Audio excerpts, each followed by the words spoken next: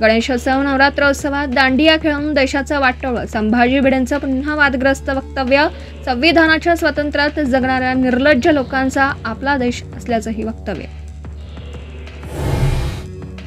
अजित पवारांस मंत्र्यांची आजही अतिवृष्टीग्रस्त भागात पाहणी. अजित पवार सकाळपासूनच ग्राउंडवर, तर छगन भुजबळांची येवल्यात पाहणी. हिंगोलीत दादा भुसे बांधावर.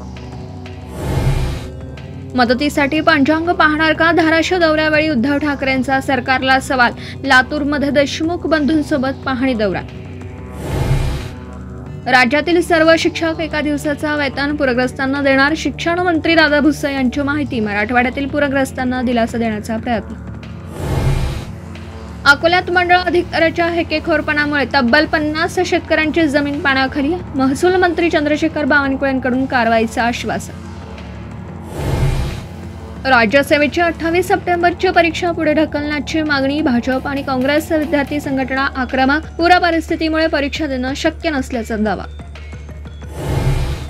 आर्थिक निकषावर आरक्षण मिळालं पाहिजे. आरक्षणाच्या मुद्द्यावर अजित पवारांची प्रतिक्रिया. काही लोक जातीचं खूळ बसवत असल्याचंही वक्तव्य. वेस्ट इंडिज विरोधात भारतीय कसोटी संघाची घोषणा करून नायरला डच्चू. जसप्रीत बुमराला विश्रांती न देता पुन्हा संधी. पावसाने शेतकरी व व्यापारी दोघेही संकटात. मदतीचं आवाहन. सोनवडे ग्रामस्थांचे आमदार सत्यजित देशमुख यांना निवेदन. 1 तारखेला होणार रास्तारोको.